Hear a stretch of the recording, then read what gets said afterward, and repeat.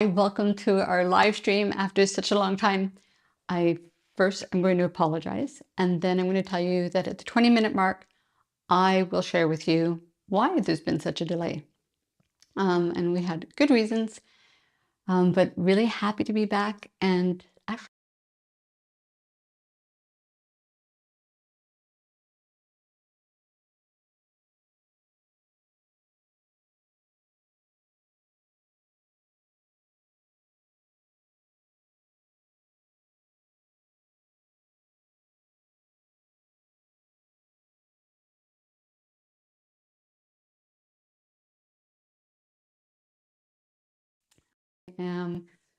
I have actually tried to organize them so that there's a flow to the questions as much as possible.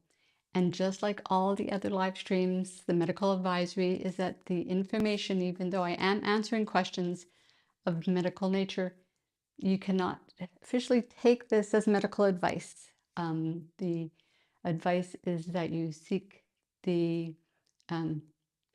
final word from your healthcare provider, your doctor, because each and every one of you is unique, your needs are unique, and my guidance is fairly general. And so please heed that advice, stay safe. But thank you so much again for entrusting me to take care of your bones and your skeleton. So very important. So what are we going to cover today? In order of volume of questions, the first portion is going to be very exercise specific. Then we're going to cover safety and exercise, lots of great safety questions that came in. A lot of questions then on vertebral compression fractures. And in the last two categories, some questions on vibration, on some newer modalities that are coming on the market. And lastly, some nutrition questions. So let's get started. I'm going to apologize in advance when my eyes come down. It's because I am actually going to the questions. All right, very first one. And I almost feel bad that this exercise, it's a great exercise, but it is in one of my videos. It is in other exercises, one in my book. And the question is, when I do the angel wings on the wall or on the floor, in some cases, I can't get my forearms to touch. So I'm going to turn sideways because getting your forearms to touch either the floor or the wall requires enough external rotation of the shoulder. And the individual asks, do I need to stretch more? Not necessarily, because we all have a certain amount of external rotation. And although most individuals have 90 degrees of external rotation, not everybody does. So if you have been trying to do that exercise and you're unable to do that exercise, I apologize, and you can focus on getting your upper arm to the floor. You can focus on getting your upper arm to the wall, but don't worry about how much external rotation. That is just genetically inbred in how much flexibility we have in joints, and especially if you've had any trauma to your shoulder, or it's ever dislocated, please don't try to push that at all. All right, next one is a great question. And so many people ask this kind of question. This individual says, I use an 8-pound weight. How many reps is good? And so some people ask me with a 5-pound weight, how many reps is good? Others will ask me with a 20-pound weight, how many reps is good? And I can never answer that question for you because I don't know how strong you are. I don't know if you're a beginner. I don't know if you're an experienced lifter. So if you are a beginner lifter, it doesn't matter if it's 2 pounds or 15 pounds, but the objective is to always be able to coordinate your breath, to be able to keep good form. And as a beginner lifter, I would always aim to lift between 10 and 15 repetitions, because that weight is a weight that allows you to get comfortable with lifting weights, to ensure, again, the form and the breath control. And with time, you will learn that, okay, if I'm able to get regularly to 12 to 15, I can handle more weight. And you're preparing your tissues and your joints to be able to do all of that. So the other thing is individuals often think that the two 5-pound dumbbells or the two 15-pound dumbbells is sufficient for every exercise. And that is also not the case, in that every muscle group has a different strength, and you want to challenge each muscle group accordingly. So you might be using 5-pound dumbbells for one exercise and then 8 pounds for another exercise.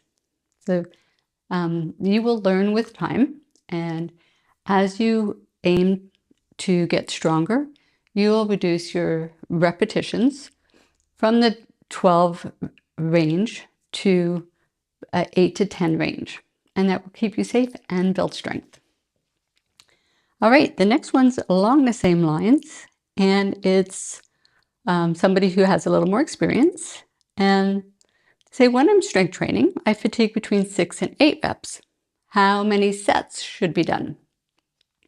So repetitions is how many times you will actually do a particular move, 1, 2, each one being a repetition.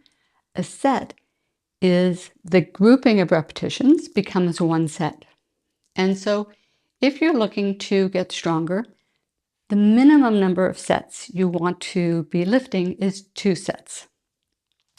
If you have time and have the energy to do it, then I highly recommend you build in a 3rd set and eventually even a 4th set, so that the entire volume is at the optimum level, but you will still gain with 2 sets. All right, next one. You guys all had really great questions, so thank you so much. And I know as questions come in, I can't even look at them because, sorry, but I really appreciate all of your questions. They help us formulate our consideration for future blog posts as well. This one is about walking. There was several on walking, and this individual is wondering if treadmill walking for 150 minutes a week is enough to build bone strength. So a couple things. If you did that 150 minutes all through the weekend, that is not the optimum way of building bone strength. Our bones, they do best with a little bit of stimulation every day. But if you're looking at, optimizing overall health, then you would want to take that 150 minutes and divide it, into groupings of 15 to 20 minutes, 30 minutes at the most, and do brisk walking. And brisk is categorized somewhere between 3.1 and 3.6 miles per hour. And do these episodes of brisk walking throughout the week. So evenly spread throughout the week, even 15 minutes in the morning, 15 minutes later in the day. Our bones really, and cardiovascular system really respond to more frequent episodes of brisk walking. And that is a great way to keep your bones strong. For some individuals, depending on your age, depending on your bone history, it is enough to build bone, like actually to see changes in your DEXA scores. Excuse me. But for other individuals, it's enough just to maintain. But when you're in your post-menopausal years, you have to remember that maintaining is gaining, because otherwise, if you don't do anything, you will surely be losing bone. And this is a really important thing to remember. Okay. Next question on exercise is, my osteoporosis is most pronounced in the lumbar spine. They're doing the stronger bones. They don't mention which level. That's okay. And the weight-bearing aerobics. Is there more I could be doing specifically for the spine? And if so, how can I integrate it into my daily routine? So when it comes to keeping your spine strong and safe, then how you do your activities of daily living is so very important. That if you're spending time sitting, try to encourage yourself to spend time with unsupported sitting with your very best posture. Because when you sit unsupported, then you are using all of your postural muscles. Same thing with standing. Try to stand with even weight through both feet. I so often see people stand and they have all their weight shifted to one side. And when they do that, you're really just hanging on your ligaments and you're not standing actively and using muscles. So how you move throughout the day, how you sit, how you stand, all of that will ultimately impact your spine, because so often I hear, people getting another compression fracture or a spinal fracture. And I was like, but I didn't do anything. But I go, but you did. And it's all the little things that we do throughout the day that can compound to cause our bones to weaken. So we have to be safe. Is there a difference between using bands or weights, and is one better than the other? Certainly bands are safer for individuals to begin with, and so that is why I used bands in the beginner level of exercise for better bones. Bands are more practical if you're traveling, which is why I have a band workout, but I don't recommend that individuals use bands long term. Now, if you're 85 and you're listening to this and you're like, Margaret, I am not buying free weights, I totally get it, and I support you using bands. But if you're younger and you're lifting groceries and you're, carrying bags of soil for your garden work, or you're picking up grandchildren, then I highly encourage that you lift free weights, because free weights are going to mimic what you do in life every day.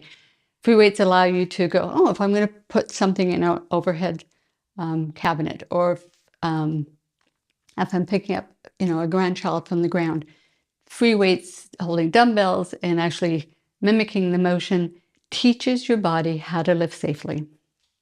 So that would be my word on the bands versus free weights.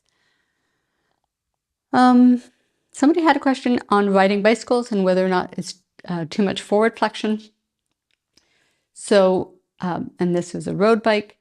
So I remember listening to a talk from an astronaut who was saying, oh, I just came down. I thought, oh, I'll just go for a ride because I'm back on the earth and it was so great. And the astronaut was like, he had a little accident and he fell off his bike and he broke his hip.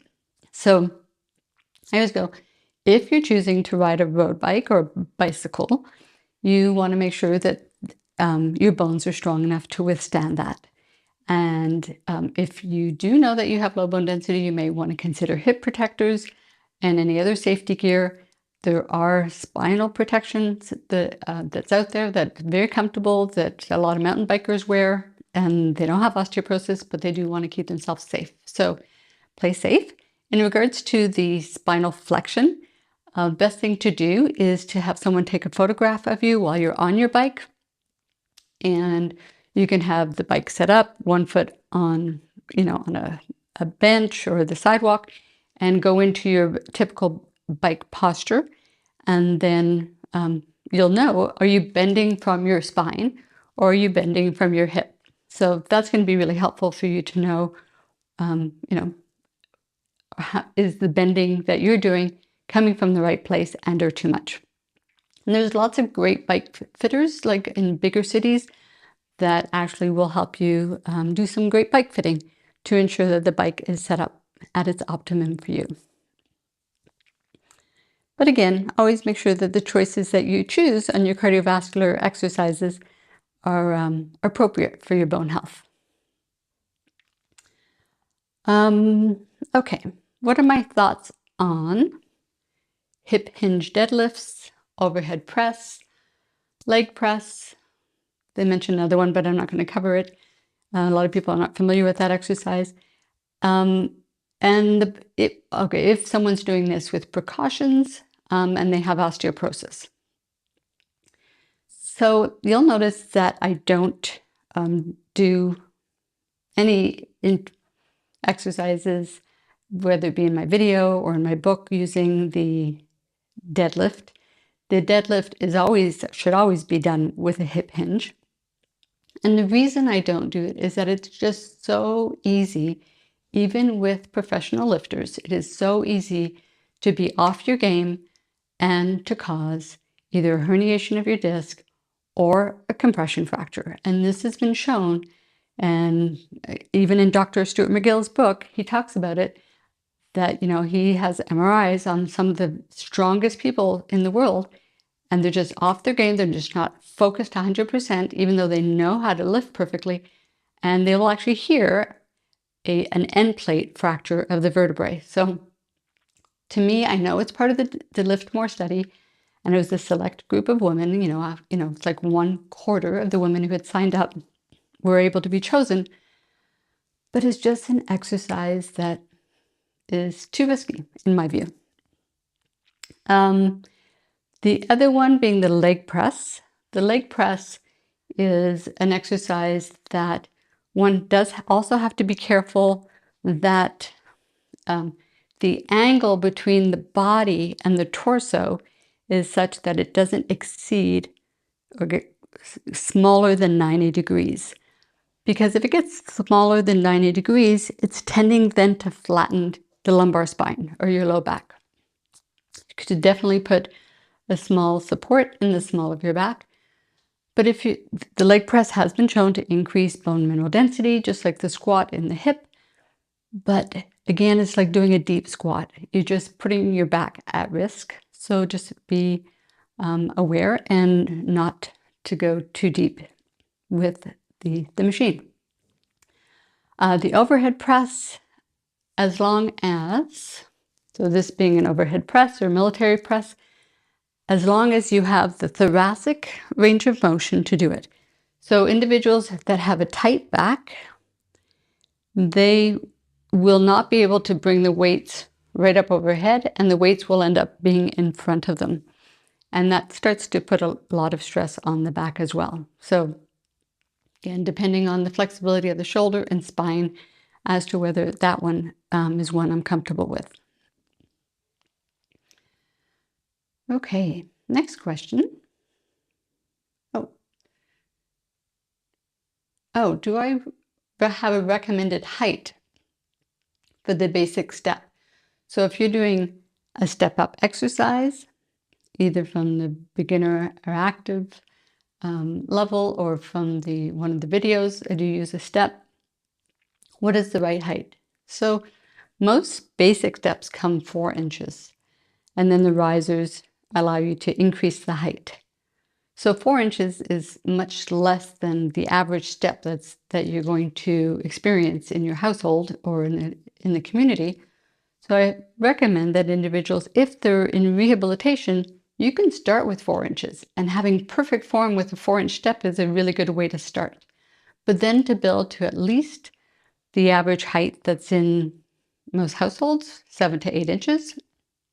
And then if you want to proceed from that, I wouldn't go much higher than where your thigh is parallel to the floor. And so that really depends on your height. So I hope that helps with answering that question. Next one being, what do studies show on the optimal frequency and duration for heel drops to statistically improve bone density? So on the heel drops, just to let you know, the original studies were done showing that the heel drops really only helped improve bone density in premenopausal women. In postmenopausal women, it was helpful to preserve bone, but not build bone. Numbers, I don't recall, but I'm going to go by the recent meta-analysis systematic review on jumping. And with that, it was 50 jumps a day, because a heel drop is really a gentle version of a jump. And 50 jumps a day, spread out throughout the day, is even better. And 4 times a week was the amount for jumps to have an impact on the hip. So I'm going to put the heel drops into that same category. As promised, we're coming up to our first 20 minutes. And one thing that I have been advising so many of my patients, clients, is to get up and get out of a sitting posture. If that's a possibility for you, I encourage you to do that. And I also promised at this point in time that I would share with you where we've been for all these months. and why the delay. I'm just going to take a sip and encourage those of you who are sitting down to just focus on taking a nice, full, relaxed breath, which I need to do before I share my little story. Okay. So some of you might have heard through the grapevine that we moved. And yes, we made a huge move. We sold our house. We gave away or sold all our belongings. And we decided to relocate to Portugal. So we are in lovely Portugal. I didn't say sunny because it's not sunny today, but most of the time it is sunny and it's been wonderful. There was just a little glitch, which is partly why, it's probably the biggest reason why you haven't heard from us through live stream over the last 6 months, is that being thorough, our family doctor, which we were very blessed to have a good family doctor in Canada, said, let's just do all the blood work before you leave. Make sure, get a clean bill of health. And so glad to say mine was a clean bill of health. However, my husband, Richard, many of you know, came back with a high PSA. And so we're like, well, it's just a little bit over 4. But she was like, we had time. He's like, give it 2 weeks. Let's test again. And then give it 2 weeks and test again. And every time he would test again, it kept creeping up. So she was like, I think we're going to be really diligent here, and we're going to get you in for an MRI before you leave Canada. And fortunately, we did manage to get an MRI, or Richard managed to get an MRI. It was fortunate, but sad, because, we're all excited about leaving it, and he gets the report that says that he has a lesion, and a lesion is indicative that there may be cancer. So she's like, okay, that's the MRI. So now can we get you in for a biopsy? And when we started calling around, there was no chance of having a biopsy. Actually, to be honest, our urologist called and said he knew that we were planning to leave fairly imminently then, because it was the end of August at that point, that we were planning to leave by early September. So he said, I really suggest that you just make the move and seek medical attention when you get to Lisbon and see about getting a biopsy there. He said, I actually think you're going to have an easier time and it will be faster. And he was right. And fortunately, with the help of a local healthcare advocate here, they found an excellent urologist for my husband. And so we arrived early September. By very early October, he had had the biopsy. Of course, it's waiting time. And the biopsy showed worse results than anticipated based on the lesion. And so his advice, because my husband's brother had prostate cancer and unfortunately had died of it from metastases a few years ago, it was pretty obviously the writing was on the wall for my husband that you need to get rid of this cancer ASAP. And the urologist was like, my only focus right now is your survival. And he's like, I think we should just take the prostate out. And he says, the person that we chose was highly skilled. He brought robotics to Portugal. He's just an incredible professional, but also personal human being. And so we felt really blessed and guided by him, and took his advice. There was a healing time that needed to happen after the biopsy. So there was a little bit of waiting time. Very hard to focus on our website at that time. But even so, we were making changes to upgrade the final design of the website. So that was really as much energy as we could put there. And so finally, my husband did have a prostatectomy, which is where they removed the entire prostate. The surgeon was absolutely amazing, very skilled and very careful with his work, and was able to preserve the nerves, which 6 months ago I would not have had any clue what this meant. It basically meant that Richard's chances of being able to be continent and having erectile function afterwards was at its optimum if the nerves were preserved. And so he is totally continent, which is great, and back to exercising hard and running with me and biking, and we're back at the gym, and it's really exciting, and playing pickleball and all these things that, you know, we hope to do in being here in a climate that allows all of this, and really feel blessed because the surgery was on December 2nd, and the recommendation was to wait at least 6 weeks to test the PSA again to ensure that all the prostate cells were removed, and if so, the PSA level would be very low. And it was basically, you know, not readable, which is exactly what everybody was hoping for. And hence the urologist basically told Richard he was 100% cancer-free.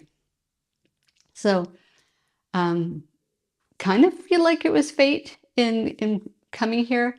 And if there's a higher force, you know, I truly thanked that force, and I'm just grateful that we have many more years together and many more years to service you out there, and to be with our children and all of those things. So those were our reasons for not having a live stream. So glad to be back. And if you have a man in your life who has not had a regular PSA, please have them have a PSA done. I know there's so much talk, oh, you know, so many, you know, high negatives and all that sort of stuff. Have a PSA done, have it monitored, and at the worst is they have an MRI and it's all good. But it's so very important. It's kind of like osteoporosis. Don't wait until you're 65 plus before you have your first bone density. Have it early so that you can do something about it. So even if your doctors say, oh, no, you don't need a PSA, you know, insist on one for your loved ones. So, okay, back to your questions. Thanks for listening to our story. And all right, the next section that is so very important to cover is on safety. And I just had it right here. And yes, so very important. Okay. What is the safest way to build spine strength with osteoporosis? I decided to put this first because there was another one that came in, and it was heart-wrenching actually, in that this individual had already had 7 compression fractures and was obviously trying their best because they had gone to what sounds like a HIIT class where they're doing ropes, and ropes is, you know, you take ropes and you're flinging them. That is not a safe exercise. And so if you've had compressions, if you know you have low bone density of the spine, then all of the beginner active level exercises that are in Exercise for Better Bones are safe to do. The exercise that I would encourage all of you to build up towards, if you're not able to do it yet, is the exercise where you are on your stomach. And somebody did ask, is being on your stomach safe? And yes, it is safe. Now, if you have restrictions and you have, you know, your therapist has given you, you know, the red light to be on your stomach for whatever reason, respiratory, cervical, whatever it is, then obviously you always listen to your healthcare provider. But otherwise, this exercise has been shown to be very protective, you know, with women who've had compression fractures. They did studies with women with compression fractures. And in my book, it's called the Floor M exercise. Sometimes in videos, I call it like a modified, I won't say very modified Superman, where you are starting on your stomach with pillows under your pelvis and your feet are staying grounded, and you're looking to lift your torso and your arms. There is another exercise that that people confuse it with a lot, and that's the one where you're lying on your stomach and you're coming up into what's a sphinx or a spinal stretch. That is passive. You're in what looks like the same position for your spine, but your spinal muscles aren't doing anything to get there. You're just hanging out on your arms. That's a good exercise, but it's not going to strengthen your spinal muscles. So the initial studies I talked about were in the 80s. They looked at chart reviews and going all the way through to 2010. And then today, with more computerized models of spines, osteoporotic spines, arthritic changes in spines, they are still saying that the very best thing we can do to keep our spines safe through our old age is keeping our paraspinals strong. And babies do it. They're so mobile, they don't need pillows or adjustments or modifications. But as we get older, we do need some support to keep our spines in a safer position. And that is the very best thing you could do if you have osteoporosis of your spine. Are pelvic tilts safe? Yes, they are. And they are certainly safe done in lying on your back, lying on your stomach, lying on your side. I'm not as, you could do them in standing as long as you don't stay in a tilted pelvis with your tail tucked under, because that modifies your alignment all the way through your spine. But if you have spinal stenosis and you've been advised by your therapist to tuck your tail under or tuck your pelvis underneath to help you control the pain, by all means, again, that's unique to you and you should heed that advice. Somebody mentions in terms of safety, and it's a great question, so thank you for bringing this one up, that they don't possess great coordination or body awareness. And they want to start a lifting program, but they're concerned that their form might not be as safe as they want it to, and they can't have a coach or trainer every gym session. So today, so many of us have phones that record, and there are little devices that you can get called, oh my goodness. Well, if you just put like supports for holding up your iPhone, you can just set it up. Gorilla, thank you. Okay, my husband knows all these things. So it's called a Gorilla, and it's just a little flexible device, and it holds your phone in place so that you can videotape yourself. So videotaping yourself exercising, not every time, but say once a week, and you pick the exercise that you're most concerned about, it reveals so much information to you as to things to correct.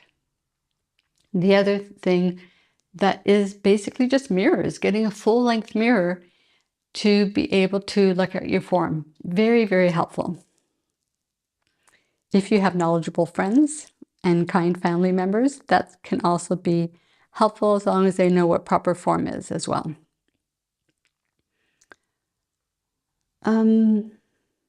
What is the best weight-bearing exercise for osteoporosis? That is different for every single person. Each one of you start with different bone density, different bone quality, you're at a different age, your exercise history is different, and that is why in Exercise for Better Bones, that is my very original book that is still on Amazon, a lot of you may not even be aware that I have a book. And so Exercise for Better Bones has a weight-bearing / cardiovascular, because a lot of our cardiovascular exercise that builds, our brisk walks or running or sports causes us to breathe harder and gets our heart and lungs working, that our weight-bearing exercises fit under cardiovascular. So in there, you will find exercises broken up by whether you are a beginner, an active, an athletic, or an elite level athlete, and also broken up by whether you have a low, moderate, or high fracture risk. So see what category you fit in, and then you'll know what the best weight-bearing exercise is for you. Also important that you enjoy doing it.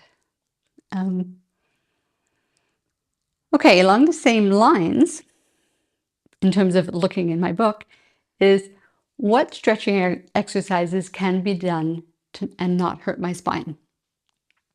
Same thing, when I did the book, I went, okay, we need a quad exercise, calf, hamstring, chest, all major muscle groups, and I need to show people how to do it safely, and so it's all in my book, Exercise for Better Bones. I also have, since the book, done yin yoga, which is a form of stretching. So there are videos, these are to be purchased, however, and then there's flexibility over 50. There are also videos that you can purchase that are all safe for your spine. Okay. What are we doing? Someone's asking, can I swing a kettlebell between my legs safely with osteoporosis of the spine? And when I see that, I go, and why would you even want to think of doing that? So can you? I have no idea. I don't know what your body awareness is. I don't know if you know how to hinge properly through your hips, if you're maintaining a lumbar lordosis. It's just too risky, and I wouldn't recommend it. When choosing an exercise, to me, is like, what is your ultimate outcome? You know, what is the most important thing in choosing exercises? And if the most important thing is that you don't sustain a fracture, then that helps you make decisions about whether or not to choose that exercise. So I hope that helps. This one here is interesting because it sometimes happens to me. Each time I increase my weights, I get tight shoulders and neck muscles for a while. Am I not stretching enough? Any recommendations? And so I notice that happens to me if I go, oh, I'm ready to increase, and I increase, but I don't make my first or second set the same weight that I was at before doing the increase. So a more progressive increase is really helpful. So if you're doing a particular exercise, and I'll do overhead lifts, for instance, and you're using 10 pounds and you're like, no, I'm ready to go to 12s. And you just go the next workout, you go right to 12s. You're better off doing your first set at 10, second set at 12, third set, fourth set, if you go there at 12. So that is more progressive. That's one thing. The other thing is being very mindful of where your tongue is located in your mouth. And so as you swallow, you notice your tongue sitting up, or hopefully it sits up in your upper palate. And that's where you want your tongue to sit when you're doing exercises, especially that involve upper body, neck loading. Very critical. It helps your deep neck stabilizers stabilize and takes the load off your more superficial neck stabilizers. And certainly between your sets, adding some dynamic stretching of your neck is great. You know, just doing breath in, breath out, 1 to 2 second stretches, 10, 15 times, do it each side, a little bit of rotation. That's also a really nice way to get some blood flow into the muscles and release any extra tension. So, all right, we have time for one more quick question. Knee rolls, are they okay with osteoporosis? Not too sure on the knee rolls if they mean doing sit-up type exercises, like rolling up to their knees and back down. Then I would have to say absolutely not, because it's going into flexion. It also increases the disc pressure to a great amount, which pushes on the bone as well. So not recommended. And if it's the knee rolls as in Qigong, where the knees stay together and people do the sort of twirly of the knees, then be mindful of your spinal alignment while you're doing that. But knees aren't designed to roll, and knees are hinge joints. So, you know, knees do well with bending and straightening, but the rolling action all comes from the hip. So that Qigong knee roll move never made sense to me, still doesn't make sense to me. But roll from your hips, and keep good alignment. We are at our 40-minute mark, and I'm going to encourage you all again, if you've been sitting, to stand. Just take a moment to take a nice breath, and it's going to let me find the next set of questions that I'd like to move into in the last third of our session. Okay, let me just find this. Okay, as promised, the last section I wanted to cover was the vertebral compression fractures, devices, and nutrition. Lots of great questions on vertebral compression fractures. First one, after multiple vertebrae collapses, the last one being T7 6 months ago, will daily pain ever abate with exercises? So it's sounding like most of their pain is happening either with exercises or they're hoping that the exercises will help the pain. I'm not sure on that one. So my first recommendation, if you're having pain, is to keep a pain diary. From the time you get up to the time you go to bed.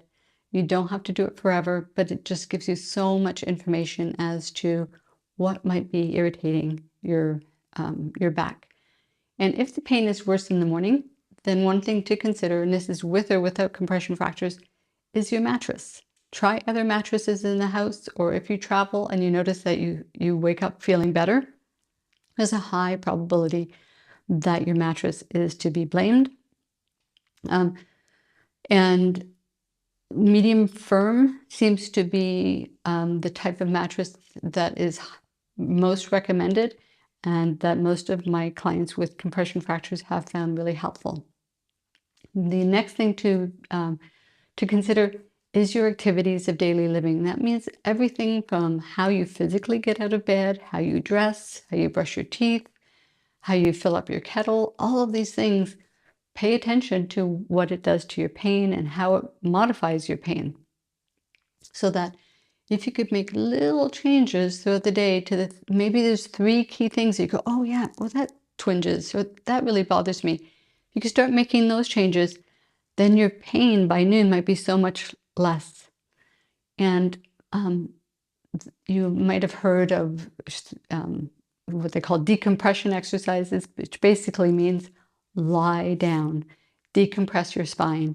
And they actually work. It helps to decompress, to take load off your spine. A lot of people think sitting is helpful, but sitting actually increases load to the spine as opposed to standing, for instance. And so you're better off getting up, moving around, walking. And if you really need to rest, put a heating pad, then I would suggest that you do it in a supine or on your back position. Even on your side is better than sitting. The next question is, once you fracture, so this person had a spine fracture with no trauma, they're in their late 60s, must you take drugs?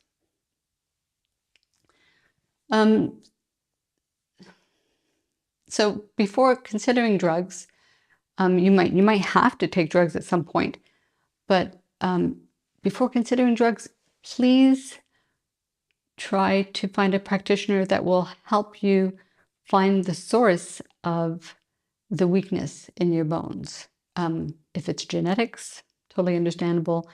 Is it, gluten intolerance? Is it, something to do with your thyroid, your parathyroid? But to just be suggested drugs without a full workout is a disservice to you. And so it's highly likely that you will need something to, because being non-traumatic, unless you have really poor posture and you tend to do lots of daily activities with forward flexion, that although it seems non-traumatic, can over time be traumatic to your spine. So you may or may not need to take drugs. But being in your 60s, it's pretty young to have a spinal compression. The next question is if a person has severe osteoporosis, is it possible to have collapsed vertebrae in the spine, and can it cause paralysis? Definitely a fearful thought, but having worked on spinal cord injuries where there was a lot of traumatic spinal cord injuries that, some would sever the spine and they would become paralyzed, that is not something that is commonly seen with osteoporosis. That is one positive thing with osteoporosis, is that usually the compression that occurs gradually. Now, there's sometimes I've had clients, be on toboggans with their kids and, they come down hard and they compress quite a bit, quite fast. Can be very painful. Again, it wasn't such that it paralyzed, because the vertebrae will go from being so high to being maybe 20% less or 40% less. So generally speaking, the two most typical compressions, wedge fractures and biconcave fractures, they do not affect the nerve roots that are exiting posteriorly, and it doesn't usually affect the spinal canal. So not usually a problem, but by all means, if you start to feel any incontinence, any trouble with bowel, bladder, sensation in the perineum, sensation down your legs, sensation in the torso, this would be for thoracic compressions, then please seek medical help. Okay, how are we doing? I got a compression fracture early last year. You see, I get kind of upset reading about compressions because it's really sad for me. Prevention is so much easier. Got a compression early last year, but I still can't figure out what I need to do differently to prevent pain in some of my daily activities. Sometimes the pain comes on with cooking, sometimes working on my computer, sometimes eating at the table. So we're going to go back to the suggestion that I made earlier. Two suggestions. One is keep a diary so that you kind of notice when does the pain come on. And two is to record yourself doing certain activities. And that's really helpful because it's so hard for us to see ourselves. How do we eat? I know with disc herniations, 30 years ago when I worked with the younger population with disc herniations, we would not recommend that they sit and eat, that rather that they stand and eat, because we knew that kept the spine in better extension, because it's so easy to herniate the disc again. And the same thing, this little micro, flexion that can occur can so easily irritate nerves and then cause the pain cycle to go again. So that's important. How you chop vegetables. We just did a few recordings last week on activities of daily living in the kitchen and using just little risers. They have IKEA computer risers just to bring chopping boards up. It makes such a difference. Or when you're filling up your water kettle, to slide it along the counter and not actually lift it and put it underneath the water faucet. Just ways to take the load off your spine. So activities of daily living, be it all the resources that are on the site. There are so many videos there. There's, if you have my book, a lot of people don't read through carefully, but in the book is a link to an ebook, and the ebook has at least 40 recommendations on how to make modifications to activities of daily living. And if you do have a compression fracture and you have not yet explored or availed yourself of the course Living with Compression Fractures, then all those resources that I just mentioned are in that course, and so much more information just to keep you safe and help you live a good quality life with compression fractures. Okay. We're going on based on time here. The Marodyne vibration platform, because there was quite a few questions. I think I can tackle a couple of them. how do I know the Marodyne platform is helping my bone density? So just like medication, exercise, if you take supplements and you start improving your diet, eating more protein, you won't know if it's impacting your bone density or your bone quality until you have another test. Now, what kinds of tests? There are short-term tests you can have. A lot of people aren't familiar with bone markers. So if you're not familiar with them, you can put in Mueller Guide bone markers in Google, and the bone markers video that I did with a clinician out in Hollywood is really helpful. And bone markers are something you do, 3 months apart, 6 months apart, so you can get information quicker. Somebody had asked that about my exercise program. Have they seen anybody have changes in bone density in 6 months following my program?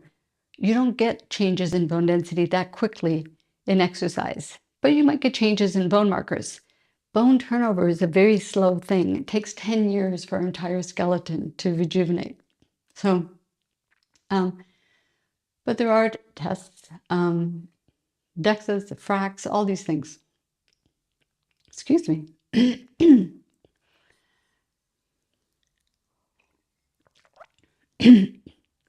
Have I heard good results using the LIV platform? Yes, I have. Actually, I want to say I was so excited when I get these emails. So some people I've spoken to once, it was part of the recommendations. This other individual was one of my clients for many years. We just weren't moving the dial fast enough for her. And other individuals that will email, I've never met before, but they're excited to share their news. But they all have the same thing in common, is that they're not using the platform only once a day, which is often what is done in studies, except children's studies. They're using the vibration platform for a shorter period of time, twice a day. So when I can, I recommend that individuals use the vibration platform at least twice a day. And if they can get a third time in, even better. And these are the emails that I'm getting in, and the rate of improvement over 18 to 24 months is, I want to say, phenomenal, actually. It's along the lines of strong drugs and very encouraging. I think they need to do another study, but have a group of individuals that are motivated enough to stand on it 2 to 3 times a day. There was somebody that said they had it and they were only using it 2 to 3 times a week. So if you're still listening, please get on it more often. It will help you. And then there's a rumor that Dr.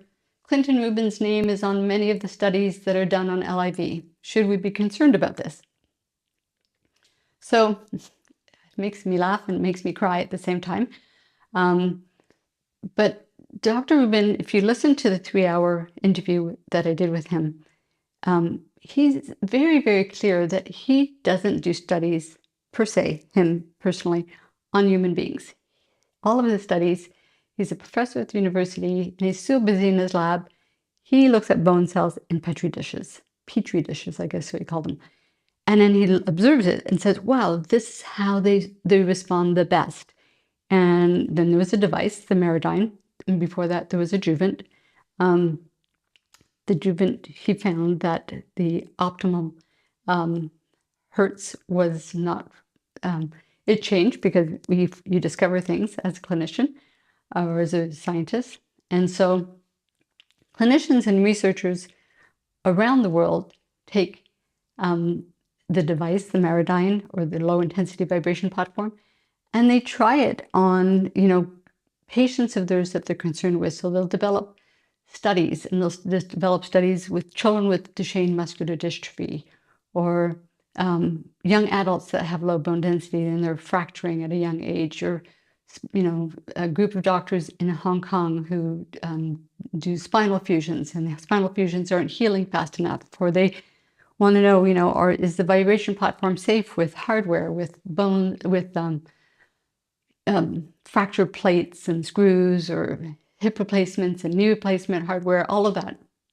So, so his name gets put on a study because the researchers, I mean, there's lots of money that goes into doing a research and lots of time, and they want to make sure they're doing the research as best as possible.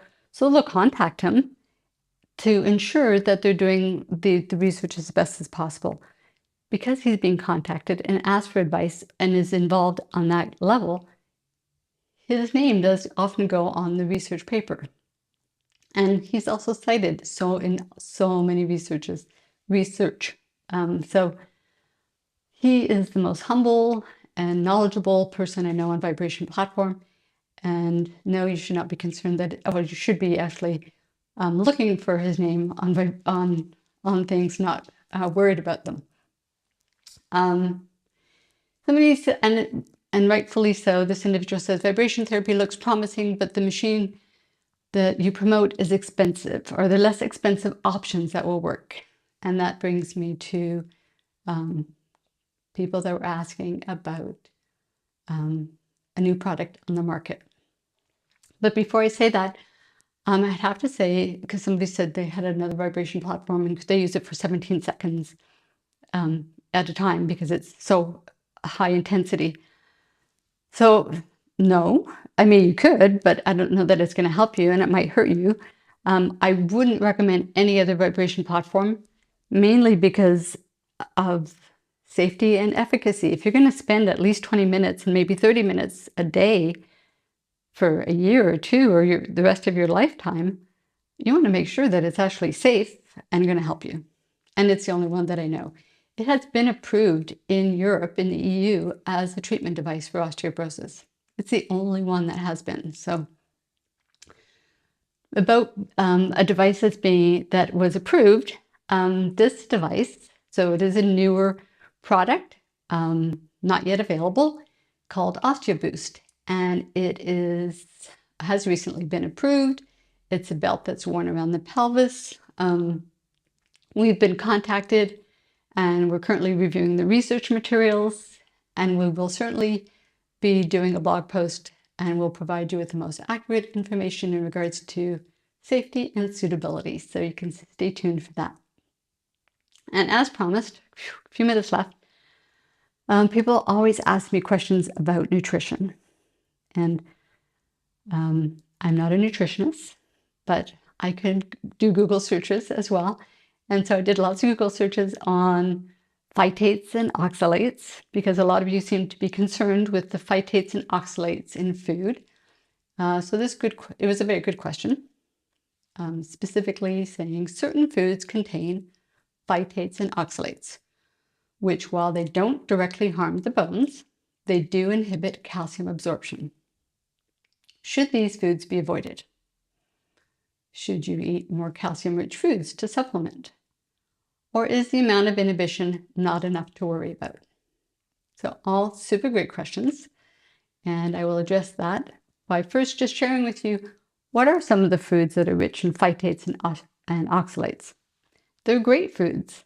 So things like spinach, Swiss chard, beet greens, beetroots, rhubarb, nuts, legumes, cereal grains, sweet potatoes.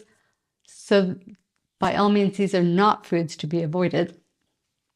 But if you do have concerns about oxalates and phytates, you might already know in your body that you should have these concerns, because these are individuals that tend to, especially if they're sensitive to the oxalates, it's not the oxalates so much that are coming from the food, but the oxalates that our body produces, that they don't seem to have the bacteria that deals with the oxalates. And if they don't deal with the oxalates, then it tends to bind and bind with calcium and, to a lesser extent, other minerals in the stomach and intestines. And the binding can reduce absorption and therefore reduce the ability for them to be used. But also, these individuals will often have kidney stones or start developing kidney stones. So certainly, if you're one of those individuals, you should seek guidance from a dietitian. And what can you do about these oxalates? Well, there are things you could do, and I tried them with my almonds last night. They taste just as good to me. You could soak things, you could boil them, you could steam them. And as the individual who brought the question forward, you can pair them with calcium-rich foods. So if you have, you know, the greens, if you put goat calcium, then it deals with the little bit that you might be losing through the oxalate absorption or interference. But so many foods, even the skin from the almonds, if you soak them, the idea is to take the skins off. But even these have great phytonutrients that are helpful. So even though you might not be getting the full amount of calcium, you're getting so many great nutrients for your overall health and bones, ultimately, to help you. And I always try to end on time because I really appreciate the time that you make to join me. And so we are coming at the hour. I just want to thank you for taking the time out, for taking care of your bones. And I hope to not wait another 6 months. I will see you before that on the next live stream. Again, thank you so much for joining me today.